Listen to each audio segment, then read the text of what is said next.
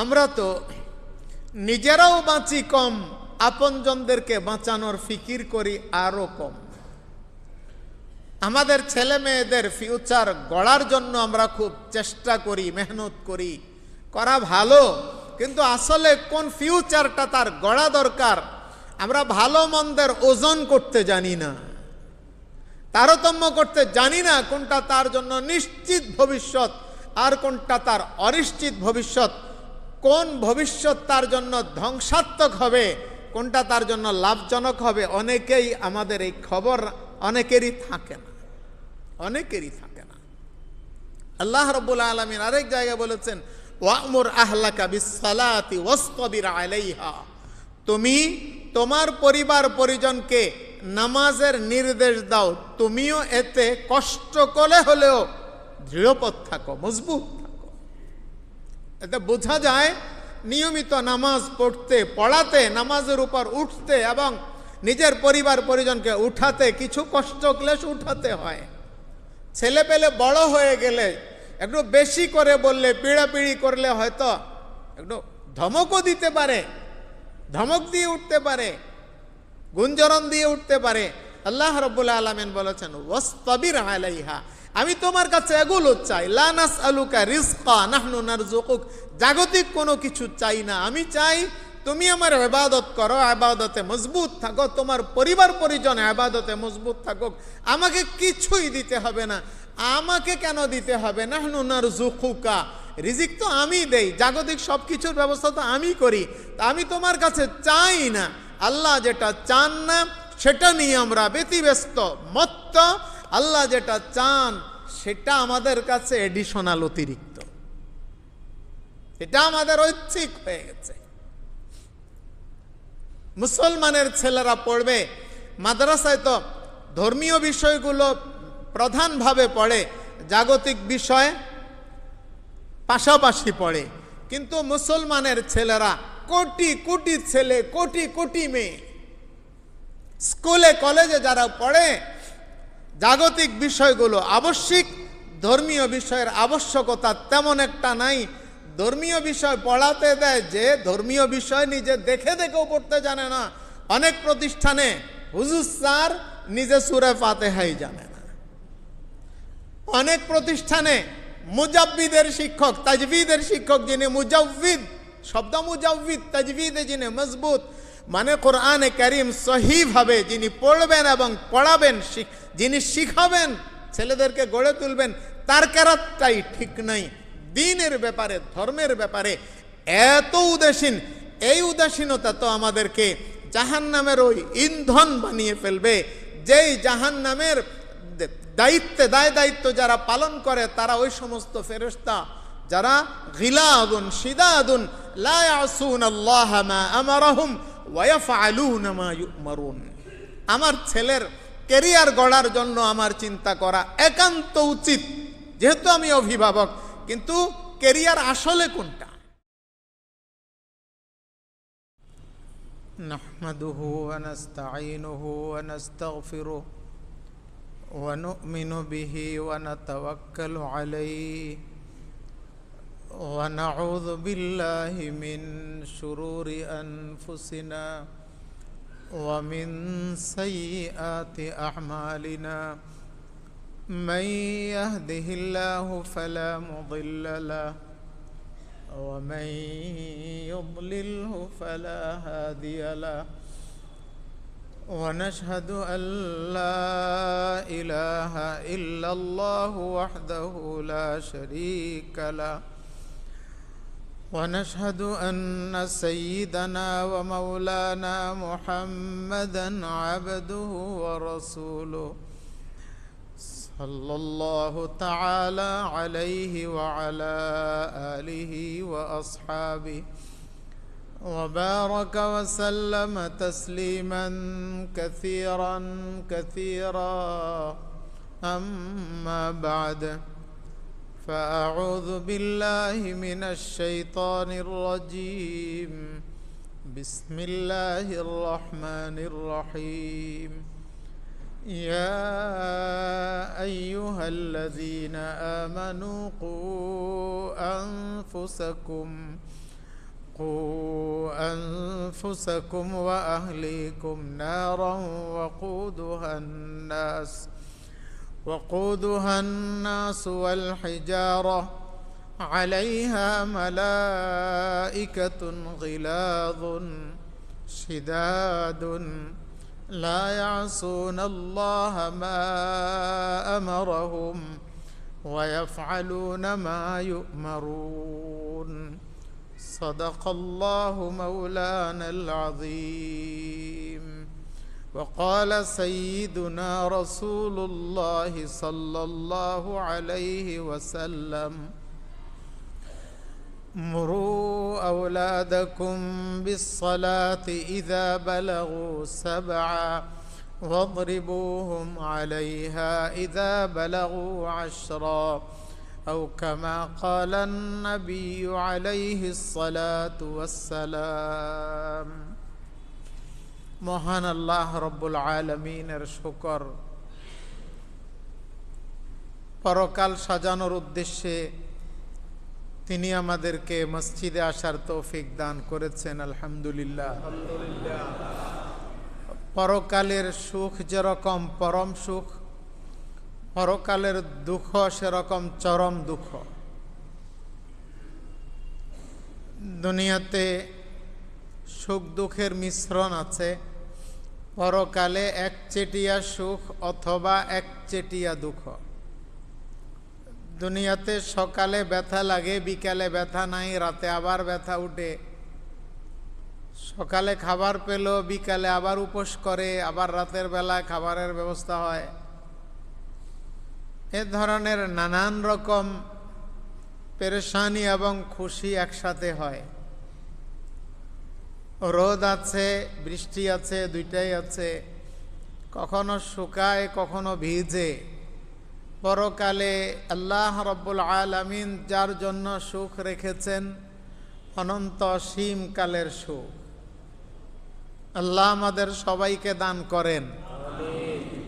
যার জন্য দুঃখের চূড়ান্ত ফয়সালা হয়ে যাবে, অনন্ত অসীম কালের দুঃখ। আল্লাহ রব্বুল আলামিন আমাদের সবাইকে হেফাজত করেন। আল্লাহ রব্বুল আলামিন কোরআনে কারীমে সূরাতুত তাহরিমের মাঝামাঝিতে একটি আয়াত নাজিল করেছেন, ইয়া আইয়ুহাল্লাযীনা আমানু, হে ও সকল লোক যারা বিশ্বাস করেছ, ঈমানদার যারা আছো, কু আনফুসাকুম ওয়া আহলিকুম নারান, তোমরা নিজেদেরকে বাঁচাও এবং নিজেদের পরিবার পরিজনকে বাঁচাও আগুন থেকে। আগুন থেকে সবচাইতে ভয়ানক ক্ষতি হয়, বেশি ক্ষতি হয় যদি অগ্নিকাণ্ডে ক্ষতি হয়। কি বলেন? চোর ডাকাত এত ক্ষতি করতে পারে না, আগুন লাগলে যা ক্ষতি হয়। চোরের সাথে ডাকাতের সাথে আপনি পয়সা পাতি দিয়ে দিলে কম্প্রোমাইজ হয়ে যায়, আগুনের সাথে আগুনকে যা দিবেন সে তার চাইতে দ্বিগুণ চাইবে। আগুন যা পায় তুলনামূলক বেশি লাফায় আরো বেশি পাওয়ার জন্য। তো আগুন বড় ভয়ানক। দুনিয়ার আগুন যদি এরকম ভয়ানক হয়, পরকালের আগুন তার চাইতে 70 গুণ বেশি ভয়ানক। দুনিয়ার আগুন আলো সৃষ্টি করে, আখেরাতের আগুন, জাহান্নামের আগুন অন্ধকার সৃষ্টি করে। অন্ধকার, ঘোর কালো অন্ধকার। অমাবস্যার রাতে যদি একেবারে গভীর ভূগর্ভে কোনো কিছুকে ঢুকিয়ে দেয়া হয়, যেরকম অন্ধকার অনুভব করবে, জাহান্নামের অন্ধকার তার চাইতে বেশি, তার চাইতে বেশি। কষ্ট আছে, অন্ধকার আছে, সকল প্রকারের অসুবিধা আছে, কোনো প্রকারের সুবিধা নাই। আল্লাহ বলেন, ওই আগুন থেকে বাঁচাও নিজেকে এবং নিজের আপনজনদেরকে।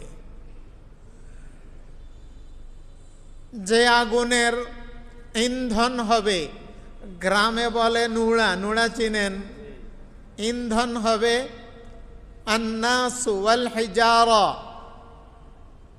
নাফরমান মানুষ আর যে সকল পাথর ইট পাটকেল অথবা কোনো জড় পদার্থকে সে পূজা করত, পেয়ে পূজা করেছে অথবা তৈয়ার করে পূজা করেছে, ওগুলো জাহান্নামে যাবে, পূজারীরা সহ। ইন্নাকুম ওয়ামা তা'বুদুনা মিন দুনিল্লাহি হাসাবু জাহান্নাম আনতুম লাহা ওয়ারিদুন। আল্লাহ রাব্বুল আলামিন বলেছেন, তোমরা এবং আল্লাহকে বাদ দিয়ে তোমরা যেগুলোর পূজা করো তারা উভয় শ্রেণী জাহান্নামের ইন্ধন হবে, আগুনের খাদ্য হবে। সেখানে তোমরা পতিত হবে, তোমরা নিক্ষিপ্ত হবে। ওয়াসিকাল্লাযীনা কাফারু ইলা জাহান্নামা যুমারা। জাহান্নামে আল্লাহর প্রতি নাফরমানি যারা করেছে, শিরক যারা করেছে, তাদেরকে টেনে হিঁচড়ে জাহান্নামে নিয়ে যাওয়া হবে। টেনে হিঁচড়ে জাহান্নামে নিয়ে যাওয়া হবে। যেই জাহান্নামের রক্ষণাবেক্ষণের দায়িত্বে আছে মালাইকাতুন, একদল ফেরেশতা, গিলাদুন, যারা বিকট আকৃতির। বিকট আকৃতি দেখলে স্বপ্নে অনেক সময় দেখে, চিৎকার করে ঘুম থেকে জেগে যায়। অস্বাভাবিক কোনো আকৃতি যদি একান্তে, বিশেষ করে রাতের বেলায় যদি একা কোনো জায়গায় দেখে, তখন মানুষ চিৎকার করে মূর্ছা যায়, সাথে সাথে জ্বর এসে যায়। আল্লাহ রাব্বুল আলামিন জাহান্নামের ফেরেশতাদেরকে বিকট আকৃতি দিয়ে উপস্থাপন করবেন। গিলাবুন শিদাদুন, অনেক বেশি কঠিন, অনেক বেশি কঠোর, যাদের মেজাজের মধ্যে, মানসিকতার মধ্যে কোনো রূপ দয়া নাই, মায়া নাই। শিদাদুন, একে দেখতে ভয়ানক, দ্বিতীয়ত অনেক বেশি কঠোর হবে তারা। যত কান্না করবে, দুনিয়াতে যদি কেউ কাউকে আঘাত করতে শুরু করে, সে যত পাষাণ হোক, খুব বেশি কাকুতি মিনতি করতে থাকলে এক পর্যায়ে ওই পাষণ্ড হৃদয়ওয়ালা, ওই পাষণ্ড লোকটা, পাষাণ হৃদয়ওয়ালা, ওই লোকটারও দিল একটু হইলো ঘামে, গলে। কিন্তু আল্লাহ রাব্বুল আলামিন তাদের দিলের মধ্যে জাহান্নামের ওই শাস্তি যারা প্রয়োগ করবে, তাদের দিলের মধ্যে একটুখানি দয়া আল্লাহ সৃষ্টি করেননি, তাহলে দয়া আসবে কোত্থেকে? এবং লা ইয়াসুনাল্লাহ মা আমারাহুম, আল্লাহ রাব্বুল আলামিনের পক্ষ থেকে যে নির্দেশ থাকবে, একটুখানি অমান্য করবে না, একটু অমান্য করবে না। দুনিয়াতে যদি কাউকে লাগিয়ে দেওয়া হয় যে তুই অমুকে পিটা, তো সে হয়তো তার সাথে কোনো কম্প্রোমাইজে যেতে পারে, যে আমি যদি ছুটতে পারি তো তোকে আমি এত টাকা দিব, আমারে মারিস না, কম মার। অথবা যাকে শাস্তি দেওয়ার জন্য নিয়োগ করলো, তার দিলে রহম এসে গেছে, তাই সে ব্যাত উঠালো জোরে, মারলো আস্তে। হতে পারে কিনা? এরকম হতে পারে। আল্লাহ বলেন লা ইয়াসুনাল্লাহ মা আমারাহুম, আল্লাহ তাদেরকে যা নির্দেশ দিবেন একটুখানি লঙ্ঘন করবে না। এটুকু বললে অর্থটা হয়ে যায়। আল্লাহ রাব্বুল আলামিন আরো মজবুত করে বুঝার জন্য, বান্দারা যেন আরো মজবুত করে বুঝে, আল্লাহ বলেন ওয়ায়াফআলুনা মা ইউমারুন, তাদেরকে যা বলা হবে তাই করবে, একটু বেশ কম করবে না। কারো বেলায় যদি বলা হবে তার মাথা করাত দিয়ে কাট, তো মাথা থেকে পা পর্যন্ত কেটে দুই টুকরো করে ফেলবে, দ্বিখণ্ডিত করে ফেলবে। কারো বেলায় যদি নির্দেশ দেন এটার মাথা পাথরের আঘাতে আঘাতে চূর্ণ বিচূর্ণ করে ফেল, তো সে কাজ এটাই করবে, দ্বিতীয়টা সে বুঝবে না। কারো বেলায় যদি বলেন তার মাথায় হাতুড়ি দিয়ে পিটা, তা হাতুড়ি দিয়ে পিটানো হবে। কোরআনে হাদিসে কথাগুলো আছে। ওয়ালাহুম মাকামিউ মিন হাদিদ, মাকামিউ মিন হাদিদ, লোহার হাতুড়ি, বিশাল বিশাল হাতুড়ি পিটানো হবে, মাথা চূর্ণ বিচূর্ণ হয়ে যাবে। আল্লাহ রাব্বুল আলামিন এই কাজগুলো জাহান্নামীদের বেলায় করাবেন ফেরেশতাদেরকে দিয়ে। লা ইয়াসুনাল্লাহ মা আমারাহুম ওয়া ইয়াফআলুনা মা ইউমারুন। তাহলে এমন জাহান্নাম তৈয়ার করা আছে। আমরা যারা মুমিন বিশ্বাস করি কিনা? আমরা যারা মুমিন বিশ্বাস করি। আল্লাহ বলেছেন বাঁচো বাঁচাও, বাঁচো বাঁচাও, নিজে বাঁচো, আপন জনদেরকে বাঁচাও এই আগুন থেকে। ফির না कहना के मुझे खबर न थी। আল্লাহ রব্বুল আলামিন যদি কোরআন নাজিল না করতেন, নবী না পাঠাতেন এবং নবীর এই বাণী সাহাবীরাও প্রচার না করতেন, পরবর্তী পর্যন্ত এভাবে প্রচার হতে না থাকতো, না হয় আমরা বলতে পারতাম যে রব্বুল আলামিন আমাদের কাছে তো কিছুই আসেনি, আমরা তো কোনো খবর জানি না, আমাদের কোনো খবর নেই। না, আল্লাহ রব্বুল আলামিন নবী পাঠিয়েছেন, কোরআন দিয়েছেন এবং এটার প্রচারের এমন ব্যবস্থা করেছেন। রাসূল সাল্লাল্লাহু আলাইহি ওয়াসাল্লাম বলে গেছেন, ইসলামের বাণী, ইসলামের দাওয়াত যে বাইতু মাদার ওয়ালা হাজার, পাথরের তৈরি, মাটির তৈরি, কোনো ঘর, কোনো বসতি বাকি থাকবে না যেখানে ইসলামের আলো পৌঁছবে না। আলো পৌঁছলো, আমি গ্রহণ করলাম না, সেটা কি ইসলামের দোষ না আমার দোষ? আমার দোষ।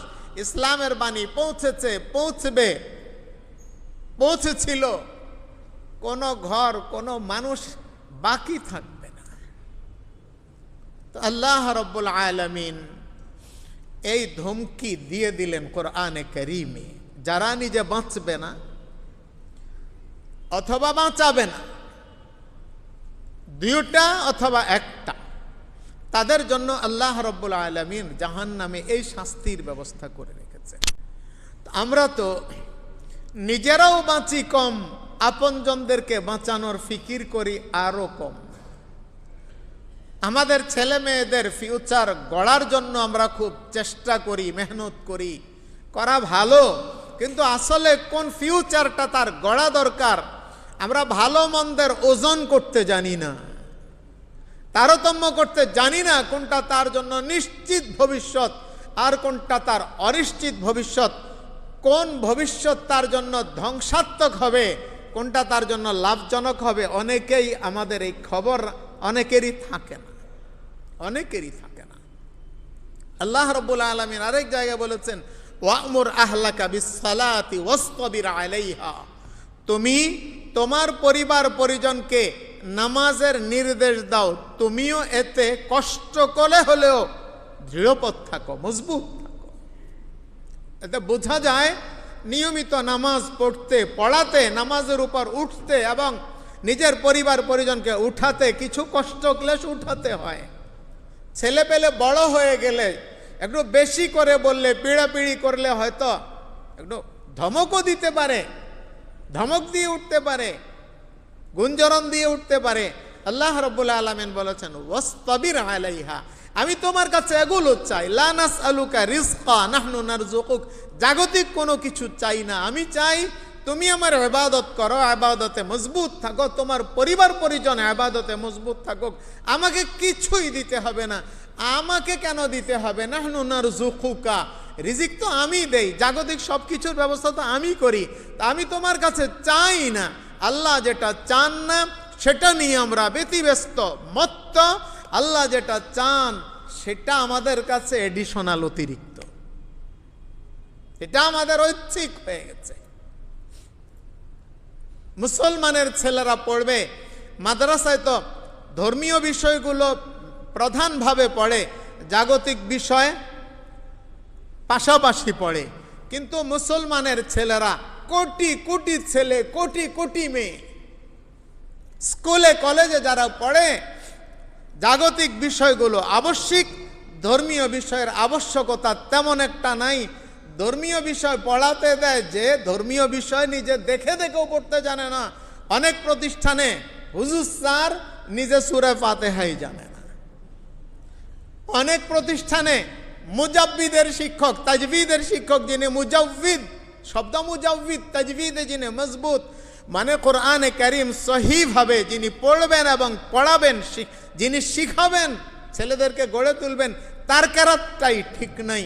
দ্বীনের ব্যাপারে, ধর্মের ব্যাপারে এত উদাসীন, এই উদাসীনতা তো আমাদেরকে জাহান্নামের ওই ইন্ধন বানিয়ে ফেলবে, যেই জাহান্নামের দায়িত্ব যারা পালন করে তারা ওই সমস্ত ফেরেশতা যারা গিলাদুন শিদাদুন লা ইয়াসুনাল্লাহ মা আমারহুম ওয়া ইয়াফআলুনা মা ইউমারুন।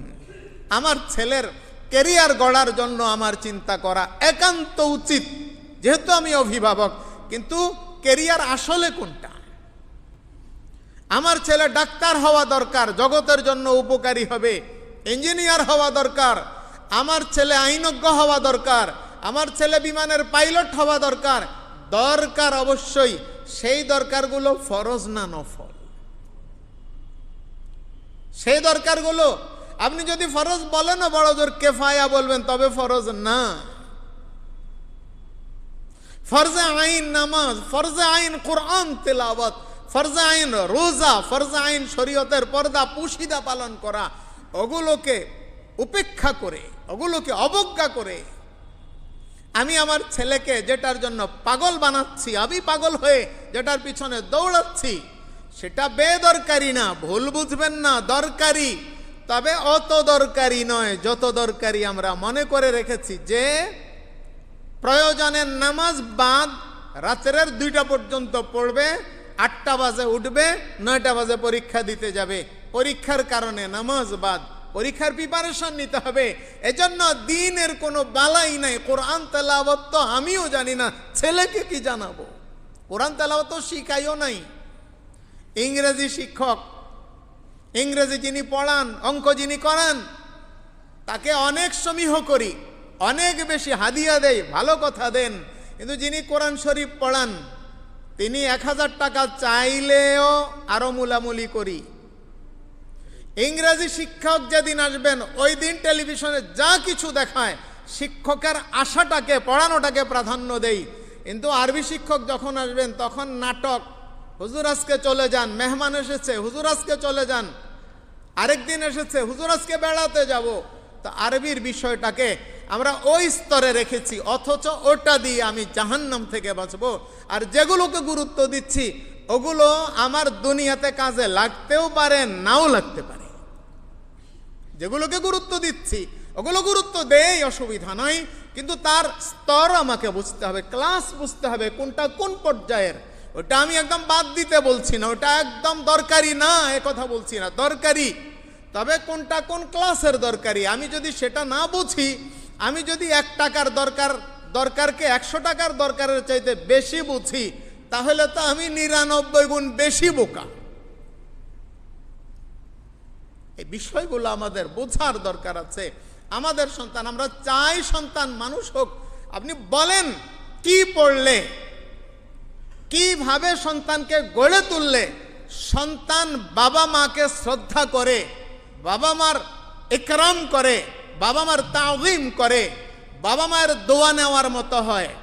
কোন পর্যায়ে ছেলেকে গড়ে তুললে সন্তান বাবা মা মারা যাওয়ার পরে জানাজার নামাজের ইমামতি করতে পারে, সন্তান বাবা মায়ের জন্য বেধড়ক দোয়া করতে থাকতে পারে?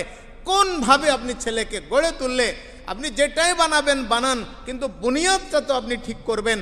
যেন আপনার ছেলে নুরানিতে পড়লে আলহামদুলিল্লাহ, যেই নুরানিতে পড়ালেখা ভালো হয় ওই নুরানিতে 3য় জমাত শেষ করলে যে কোনো ছেলে বাবা মায়ের নামাজে জানাজার ইমামতি করতে পারবে, যে কোনো ছেলে। আপনি যদি জাগতিক কিছু শিখাবেন, আপনি নুরানিটা ভালো কোনো প্রতিষ্ঠানে, নামে খেয়ে গেছে এরকম প্রতিষ্ঠান না, অথবা আপনার খবরও নাই, দিয়েছি গ্রামে বলে দাদাই কইছে বাইনতো দান, বাইনতে আছে ওদা দান, ওই রকম না। আপনিও খবর রাখেন আপনার ছেলে হচ্ছে কিনা, মেয়ে গড়ছে কিনা, ওই ধরনের নুরানিটা অন্তত পড়ান। এরপর আপনার ভালো লাগলে হাফেজ বানান, ভালো লাগলে আলেম বানান, মুহাদ্দিস হবে, মুফতি হবে, বড় আলেম হবে, অন্য কিছু হবে। আপনার যদি ভালো লাগে, ভালো না লাগলেও বুনিয়াদে অন্তত দিনটা শিখাবেন। আমাদের ফেনীতে কত লক্ষ ছেলে মেয়ে স্কুল কলেজে পড়ালেখা করে, কিন্ডারগার্টেনে পড়ালেখা করে, তার মধ্যে কত পার্সেন্ট আছে নামাজ পড়ে, কত পার্সেন্ট আছে নামাজ পড়ে? আমরা আমাদের ছেলে মেয়েদের সাথে কেমন আচরণ করা উচিত? তাদেরকে নামাজ শিখাবো, তাদের সামনে আমরা নামাজ বাদ দেব না। আজান হয়ে গেছে, বাবা যদি এখনো ঘরে ঘুমিয়ে থাকে, নামাজ কাজা হয়ে গেছে, 3 ওয়াক্তকে 1 ওয়াক্তে একত্র করে পড়ে, অথবা কয় ওয়াক্ত পড়ে কয় ওয়াক্ত পড়ে না, ওই বাবা মায়ের ছেলে মেয়ে জাহান্নামের ইন্ধন না হয়ে কি হবে বলেন? আল্লাহ বলেছেন তোমাকেও জাহান্নাম থেকে বাঁচাও, তুমি জাহান্নাম থেকে বাঁচাও, এবং তোমার আওলাদকে, পরিবার পরিজনকে জাহান্নাম থেকে বাঁচাও। আসল দরদি পিতাকে, আসল দরদি অভিভাবককে, যে চূড়ান্ত পর্যায়ে ঠকানো থেকে, ক্ষতিগ্রস্ত হওয়া থেকে নিজের সন্তানকে বাঁচাতে পারে, ওই অভিভাবক তো আসল অভিভাবক। আপনি রাসূলুল্লাহ সাল্লাল্লাহু আলাইহি সাল্লাম যে বলেছেন, দা'মা ইউরিবুক ইলা মা লা ইউরিবুক, দা'মা ইউরিবুক ইলা মা লা ইউরিবুক।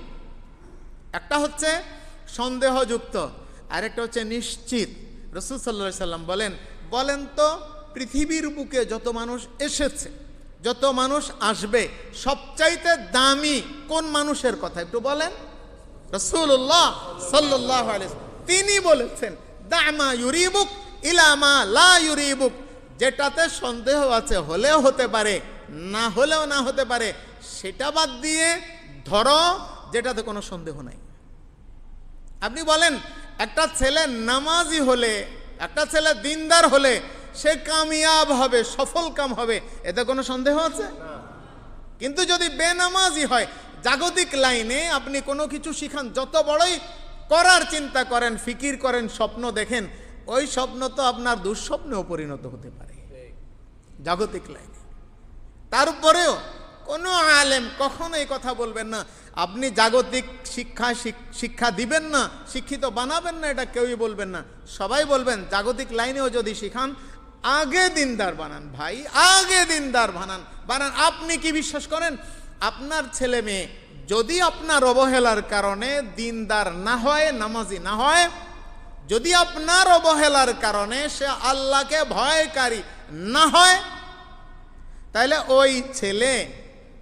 ওই ছেলে আপনাকে পরকালে আল্লাহর সামনে অপমান করবে। এটা কি আপনার বিশ্বাস হয়? এই কথা তো আল্লাহ বলেছেন কোরআনে। কি রকম অপমান করবেন, কি রকম, কত কঠিন শব্দ বলবে, নাজআলহুমা তাহতা আকদামিনা লিয়াকুনা মিনাল আসফালিন। যেই 2 দল, মানুষ থেকে এবং জিন থেকে, ওই এক দলের মধ্যে, মানুষের দলের মধ্যে মা বাবা দাদা দাদি, বড় যারা আছে, উস্তাদ, নেতা, লিডার, সমাজের বড় ভাই, সবাই হতে পারে। বলবে রব্বুল আলামিন আমাদেরকে দেখিয়ে দাও, আদাল্লানা, যারা আমাদেরকে সঠিক পথটা না দেখিয়ে বেঠিক পথ দেখিয়েছে। আল্লাহ তোমার পক্ষ থেকে তোমার মুনাদি, তোমার আহ্বানকারী আহ্বান করেছে মসজিদের দিকে, কামিয়াবির দিকে, সফলতার দিকে। আর তারা বলেছে চলো একটু কাজ আছে, আড্ডা দেব, এই করব সেই করব। ওদেরকে দেখিয়ে দাও। অথবা আমার পড়ার দরকার, নামাজ পড়ার দরকার ছিল, দিনদার হওয়ার দরকার ছিল, আমার কোরআন শেখার দরকার ছিল, কোরআন শেখানোর ফিকির না করে অন্যদিকে আমাকে ডাইভার্ট করে দিয়েছে। আল্লাহ তাদেরকে দেখিয়ে দাও, নাজআলহুমা তাহতা আকদামিনা, তাদেরকে আমরা আমাদের পায়ের নিচে পিষে ফেলবো, লিয়াকুনা মিনাল আসফালিন, যাতে তারা লাঞ্ছিত হয়, আজকে তারা শর্মিন্দা হয়। আল্লাহ কোরআনে বলেছেন। দেখেন কোরআনে কারীম খুলে দেখেন, সূরা হামিম সাজদা, পারা নম্বর 24, পৃষ্ঠা নম্বর 19। আরো বলেছেন আল্লাহ, সূরা আরাফে বলেছেন, সূরা আহজাবে বলেছেন যে বিচার প্রার্থী হবে অপমান করার জন্য। বলবে আল্লাহ তাদেরকে ডাবল সাজা দাও, তারা আমাদেরকে সঠিক রাস্তা দেখায়নি বলেই তো আমরা দেখিনি। এখন যেই ছেলের জন্য আমি রাত দিন হাড় ভাঙ্গা খাটুনি খাটছি, সকালে বের হয়ে যাচ্ছি, রাতে আসছি, সারা দিন তার জন্য ফিকির, কিছুক্ষণ ব্যাংকে দৌড়ি, কিছুক্ষণ দোকানে দৌড়ি, কিছুক্ষণ অফিসে, কিছুক্ষণ এখানে, কিছুক্ষণ সেখানে। কেন? এই ছেলে মেয়েদেরকে কিছু দিয়ে যাওয়ার জন্য, তাদের বিশাল বৃত্ত তাদের জন্য রেখে যাওয়ার উদ্দেশ্যে। ওই ছেলে মেয়েকে যদি দিনদার না বানায়, আমার অবহেলার কারণে দিনদার না হয়, তো তারা আমাকে এই করবে। তাহলে এবার আমার করণীয় কি, এটা তো আমাকে ভেবে দেখা দরকার। ভেবে দেখার দরকার আছে আছে। আল্লাহ রাব্বুল আলামিন আমাদের সকলকে ভেবে দেখার তৌফিক দান করেন। ছেলে মেয়েদেরকে দিনদার বানানোর চেষ্টা করব, নিজেরাও দিনদার হওয়ার চেষ্টা করব। অতীতের কোনো বদভ্যাস যদি থাকে, এগুলো যদি ছাড়া থাকতে না পারি, কোনো কিছু পান করার, আগুন বা পানি আল্লাহ না করেন, আল্লাহ হেফাজত করেন, ওরা যেন টের না পায়, ছেড়ে দেওয়ার চেষ্টা করব। অনেকে আছে ছাড়তে চেষ্টা করেও দেরি লেগে যায় বা পারে না, ধরতে না পারলে আগুন বা পানি খেতে না পারলে মাথা পাগলের মতো হয়ে যায় কিছু মানুষ আছে। তো অন্তত ওরা যেন বুঝতে না পারে, ছাড়ার চেষ্টা করতে থাকবো। যদি একান্ত বাধ্য হয়েও যাই, একান্ত আড়ালে আবডালে গিয়ে গোপনে অতি সংগোপনে গিয়ে কাজটা করি, ওরা যেন কোনোভাবে টের না পায়। আর তাদের সামনে গালাগালি, তাদের সামনে গর্হিত কোনো আচরণ যদি আমি করি, তো আমার বাচ্চা মনে করবে এটাই স্বাভাবিক, কারণ সে তো আমার কাছ থেকে আচার আচরণগুলোর পরিচয় পায়। আমি যে আচার আচরণ তার সামনে করব, ওটাকে সে স্বাভাবিক মনে করবে। যেই ঘরে বড়রা গালিগালাজ করে, ওই ঘরের ছোটরাও আরো বড় বড় গালিগালাজ করে, কারণ এটা তার কাছে কোনো দোষেরই না। যেই ঘরের বড়রা পর্দা মানে না, ওই ঘরের ছোটরা আরো কিছু খুলে ফেলে। যেই ঘরের বড়রা মিথ্যা কথা বলে, ওই ঘরের ছোটরা মিথ্যার পাশাপাশি গালি গালা শিরকি কুফুরি বাক্যগুলো নিজেদের মুখ থেকে বের করে, কারণ পরের ওয়ালারা খারাপির দিকে 1 ডিগ্রি অগ্রসর হয়। আল্লাহ রাব্বুল আলামিন আমাদেরকে সহি রাস্তা বুঝার, সহি রাস্তা চেনার এবং আমাদের অধীনস্থ যারা আছে তাদেরকে সহি রাস্তায় পরিচালনা করতে সচেষ্ট হওয়ার, আন্তরিকভাবে সচেষ্ট হওয়ার তৌফিক দান করেন। যাদের সুন্নত বাকি আছে পড়ে না।